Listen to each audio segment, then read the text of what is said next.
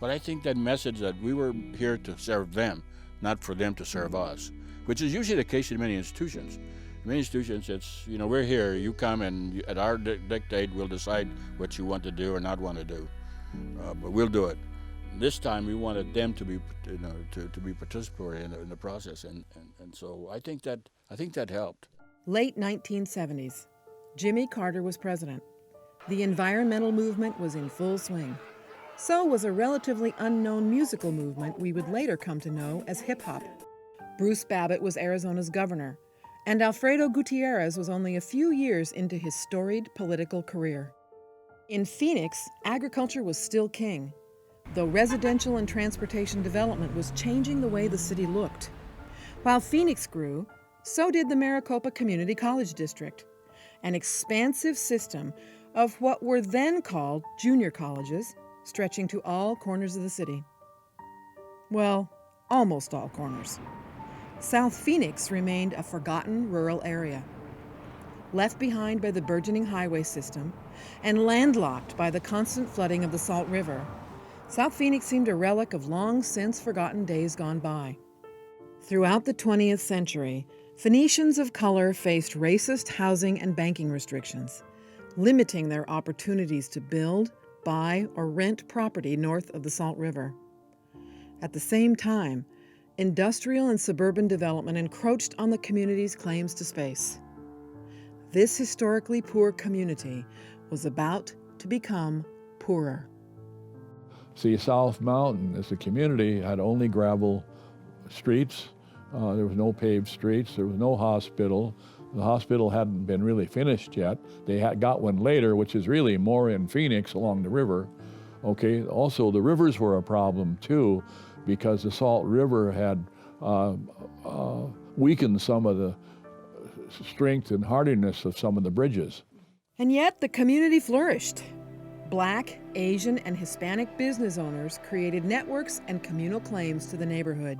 Well, when I was growing up, everyone out here was family. You were related basically to everyone because everyone helped each other. If a lady had a baby, the entire neighborhood pitched in. If someone, just say, fell on hard times, you would not know it because everyone took care of everyone else.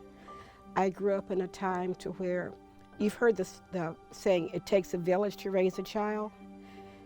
Yeah, I think all of South Phoenix raised me. So growing up in South Phoenix was home and the mountain, and seeing the lights on South Mountain even 50 years ago. Those lights were there, and being able to go to the park, South Mountain Park, and play on the trails, or the park that's on 35th Avenue, just south of Dobbins.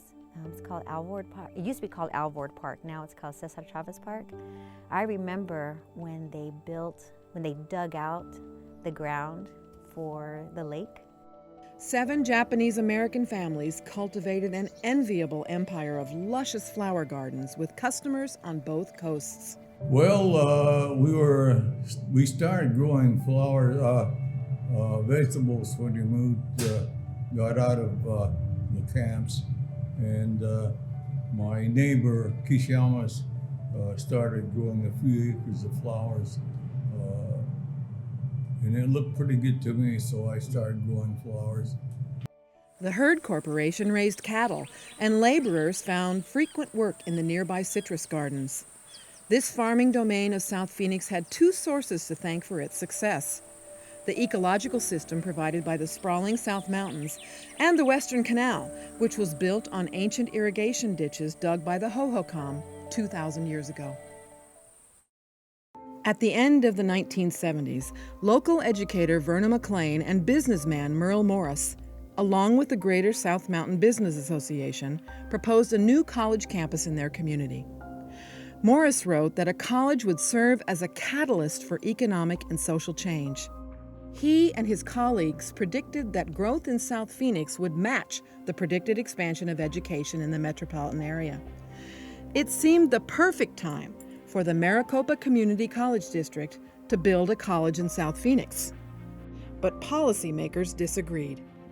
Back then, 2 government agencies oversaw the major functions of the Maricopa Community Colleges: the Arizona State Board of Directors for Community Colleges, which was dissolved in 2000, and the still operating Maricopa County Community College District Governing Board. At the time,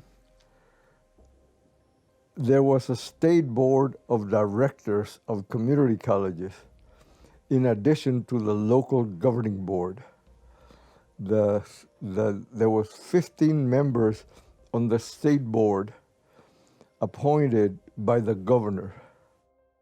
They had some minor supervisory approval responsibility, and we had to deal with them. When I came to work at Maricopa, Paul assigned me to work with the state board staff to make sure that we didn't get something done by our board only to be disapproved by the state board. Fueled by racially charged stereotypes and misinformation, both boards generally agreed that no one in South Phoenix could possibly want to go to college. So building a campus there would be a waste of precious resources. This one was the most controversial because their hand was forced. This wasn't from their sort of natural way of doing things. The formula at the time was that you put a community college in, and then you looked at the demography, a 5 mile diameter. And you looked at that demography and said, is a community college necessary? And if it is, I mean, will it serve the people? So that it was controversial. It was of whether you wanted to spend the money to build it and then operate it with the knowledge that you were never going to have 20,000 students. At a meeting on April 18, 1978, the South Phoenix Citizens Advisory Committee convinced the Maricopa District Governing Board to support their dream. The board voted 3-2 in favor of a campus in South Phoenix. But even though the Maricopa Board relented to pressure and perseverance, politics and the state board still stood in the way. While the community was pushing for the college, they had some powerful allies at work in the district office. In 1977, 2 innovative educational giants, Dr. Paul Elsner and Dr. Alfredo G. de los Santos, Jr., were hired to serve as chancellor and vice chancellor, respectively. The 2 were committed to changing the tide in South's favor. They hired Dr. Raul Cardenas of Texas as the inaugural president of the still unnamed college. He was charged with making inroads with the state board. After the district governing board was won over at that 1978 meeting, the Arizona State Board continued to put up roadblocks. The state board still doubted the legitimacy of a community college down there. 3 members of the state board walked into the bathroom. I was washing my hands, and this guy said, did you hear what I heard? Those people at South Mountain want a community college. They don't need a community college down there. A group of people went to the district to get this college started. There was an attitude about South Phoenix, and the attitude was that, oh, the people are happy down there. They don't want to be educated. No way. Under sustained pressure, the state board finally agreed to put the college to a vote. To this day, residents firmly believe that at the last minute, the state board moved the meeting from nearby Tempe to Casa Grande, nearly 2 hours away from South Phoenix. It was it's difficult. It's really an interesting story because there were folks who felt that the college was not going to make it here. Secondly, we had a state board of community colleges who had some concerns about that same thing, about enrollment, and didn't think that we were going to be able to get it started, and didn't think it was going to make it. So I immediately, as soon as I was appointed, I formed a citizens advisory committee to help me sort of navigate the political storm that I was facing. And we had some very influential people on the committee.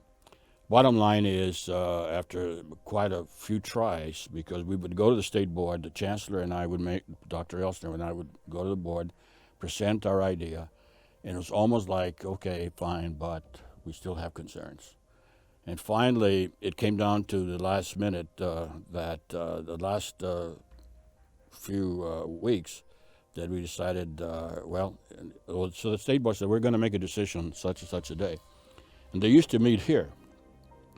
But that particular meeting of the state board decided to move their meeting to Casa Grande, and to discourage community folks from attending, I'm sure. I'm not sure why, but that's what happened. That's my thinking. So I met with the advisory committee right away that evening before the meeting. I said, look, they've just moved the meeting to Casa Grande. We need to do something. It so happened that at the time that we were talking about that, Senator Alfredo Gutierrez was then state senator, and was also the Senate Majority Leader, was in place. So we called him. He immediately got on the phone, called Governor Babbitt, who was then the governor at the time. To make a long story short, when we went to Casa Grande, we were meeting at Central Arizona College. People were surprised when this whole group of folks showed up for the meeting. Because we were really interested in getting this moving. Governor Babbitt had made a few phone calls himself, because the state board was appointed by the governor, some of them, and some of them had been appointed by other governors. Dozens of community members from South Phoenix showed up, along with local celebrities like State Senator Alfredo Gutierrez and Phoenix Councilman Calvin Good. They all showed up, and they made a strong case for a college in their neighborhood. And then, in the spring of 1979, after a series of negotiations and changes to the board leadership, and thanks to the influence of Governor Bruce Babbitt, the state board finally approved a campus in South Phoenix. As soon as I got back to the office, I told Paul about it. And I said, there's trouble a-brewing, we'd better do something. And he immediately called Mr. Martinez, Bob Martinez, and we got in a conference call, the three of us, and the only solution that we could come up with was for us to go, for Martinez and I to go talk to Alfredo Gutierrez. So Alfredo Gutierrez from South Mountain. So we called, Martinez called, because I didn't know him, I have no standing.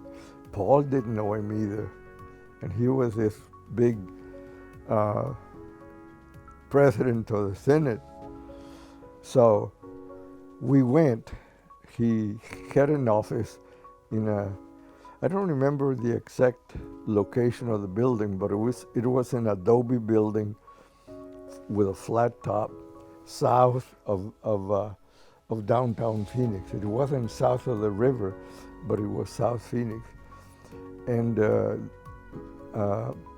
Robert and I explained to him what I just said, and he says, "What do you want me to do?" And we asked him to call the governor, Bruce Babbitt, his political body, and for him to talk to the board members, the state board members, and make sure that when the vote came that they would approve it. So that's what happened. The conversation went something like this. Alfredo had a little old telephone, but you could turn it on speaker. It had a little thing to the side, and he put it on speaker, and the conversation went something like this. "Hi, Mary, is Bruce there?" ask him to call me. So about 5 minutes later, the phone rings, and it was Bruce Babbitt calling Alfredo. And Alfredo described to the governor what we had just told him. And he said, "What do you want me to do?" And he says, call those guys and other members of the state board, that when the issue of South Mountain comes up, they should support it. So we waited there for about 20, 25 minutes, and the phone rang, and we could hear on the speakerphone, Babbitt said, "Alfredo, you got the votes." So now, where to build the new college? South Phoenix was a general term for an area that spanned several miles, beginning near 48th Street in the east and reaching 51st Avenue in the west. Baseline Road, home to the Japanese flower gardens, provided an east-to-west artery and southern border, while the Salt River and Van Buren Avenue marked the northern reaches of South Phoenix. Farms, ranching property, and small, dilapidated neighborhoods stretched as far as the eye could see. A few potential locations were proposed, but the site at 24th Street and Baseline Road was selected when the Hurd Corporation offered the land for a reasonable rate. The campus was named South Mountain Community College in honor of its neighborhood, the mountains that bordered it, and the hopes that the college would become an anchor for the community. Well, we were going to call it Citrus College initially. Yeah, because of the orange trees. There were a bunch of orange trees. And that was a big discussion. And then we decided to go to South Mountain because we needed to build up the area, and this would be helpful to the area. But Citrus College was one of the keys that we talked about, one of the names that we talked about. In August 1979, before a group of excited community members, Dr. Raul Cardenas broke ground. In the background, a column of palm trees planted decades earlier by the Hurds reached skyward. Cardenas had his work cut out for him. He had to hire faculty and staff, oversee a major construction project, recruit students, and launch a brand new curriculum in a community that had previously lacked reasonable access to higher education. He also had to navigate policies that sought to undermine and marginalize his campus and his students. He had to do all of this before a single building was erected. When I was hired, then I hired my academic dean and my student services dean and my business dean. At that time, it was called Director of Business Services. I developed a really good staff. I had a very good staff. And then I hired 4 people in the different disciplines, or major divisions, in the sciences, in the social science, communications. I think there was another area, I can't remember the other one. Anyway, so we had 4, and they, in turn, helped me develop the curriculum, and then they helped me in hiring the staff. So I think we started off like with about 10 staff and a lot of part-timers. And then we added people on as we went along. Despite the chancellor's support, the governing board was still worried about low enrollment, and they didn't want to mount a bond election. So they determined that South would be built with temporary walls. This way, when the college inevitably failed, the cost to tear it down would be minimal. When they built it, they used temporary walls so it could just collapse in case the college didn't make. But Elsner, De Los Santos, and Cardenas circumvented that threat when they hired brilliant architect and icon Benny Gonzalez to design South Mountain Community College. Gonzalez's reputation made it less likely that the campus would ever be torn down.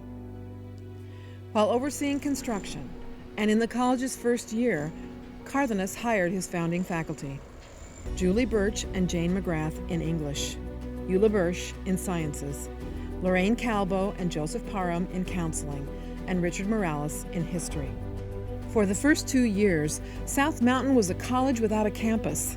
As construction continued, trailers housed faculty and administrative offices, while classes and registration took place at nearby Holy Family Catholic Parish and local elementary schools. The first day I got here, again, we're in trailers. And I'm saying, where are we going to hold classes? The church. The church. Okay. Right over here, it's gone now, was a chicken farm.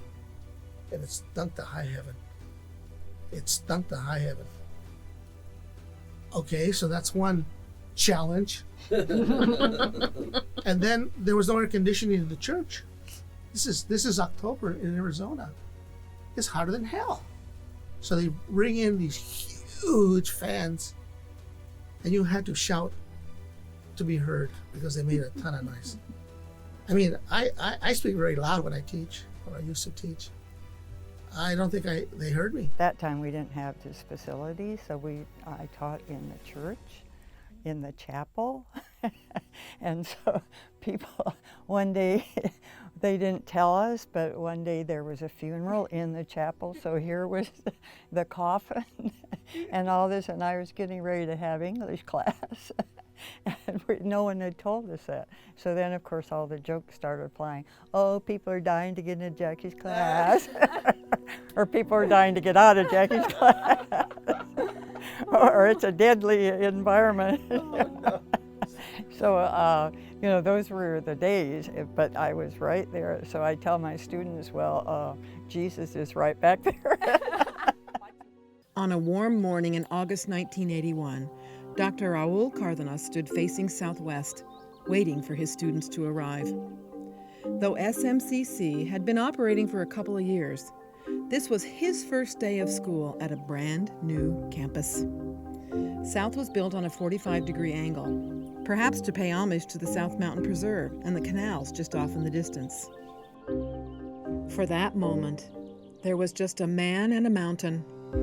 But within minutes, he was surrounded by students, and the community's vision was realized. That day, a young man walked onto campus. It was his first day at South Mountain Community College, too, and he was greeted by Dr. Cárdenas, who asked him if he could help point the man to his classroom. That young man was Jerome Garrison, the new music teacher, and Cárdenas had mistaken him for a student. Over the course of his prolific career, Garrison would earn his doctorate, initiate the annual Student Community Performance of the Messiah, and oversee the construction of an award-winning performing arts center, all at South Mountain Community College. That was in '81 when I walked in, and Raul Cárdenas was standing out there, and he was just all looking professional, and he was shaking everybody's hand who walked by. And I walked up, and he said, "Hey, young man," and he shook my hand. He said, "How can I help you?" And I said, "Well, I'm here looking for the adjunct faculty meetings." And he started laughing. He said, "I thought you were one of our students." He said, "It's down that way like that." And so then. Working at South was like being part of one big, happy family. I chose this college, but this was, when I graduated, this was where I wanted to teach. When I taught here as a part-time instructor, it was 2 years before I got hired as full-time, I was also volunteered as a volleyball coach. And so I just felt like South was the place where I was supposed to be. I still feel that way today, and I've never considered leaving. But of course, we had our share of challenges. In 1984, a climate of racial rivalry among some staff spilled over and impacted students. Claims were made to the Federal Immigration and Naturalization Service, today's ICE, regarding the distribution of loans to Mexicans and Mexican Americans. INS raided the financial aid department, causing long-term legal and emotional damage to the affected students. In 1986, a marital dispute made national headlines when a South employee attempted to poison his wife at her off-campus workplace and ultimately killed an unrelated person in the process. And in 1996, tragedy struck when 2 baseball players were killed in a devastating car accident on the way to a game. So they had a van accident and it tipped over and 2 of our players were killed. And it was really difficult. You know, we were in the middle of the season. I met, you know, I was interviewed because I was the AD. I was interviewed by the Republic, and so we had a meeting, and all the players said, in memory of the 2 people that were lost, that they wanted to continue. And we had a memorial in the gym, And so it was a big thing. The injuries that I sustained, it was a massive traumatic brain injury, I lost 3 days before the accident. So I remember nothing except the last game that I actually pitched in, and that was 3 days before the accident. While the entire campus mourned the loss, teammates and coaches got tattoos to remember the lost young men. We've faced budget cuts and low enrollment in some years.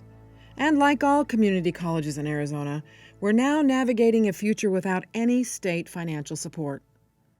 And yet, it seems that, born of our community amid controversy, South will clearly persevere. We're celebrating 40 years of academics, innovation, and community service. I do love this place.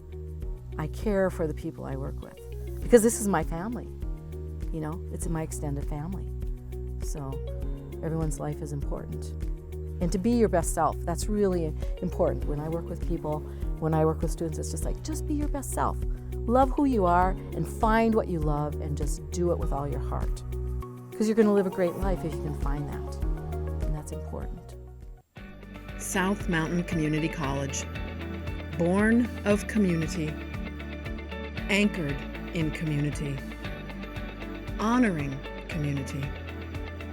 Humble origins. Heroic legacy.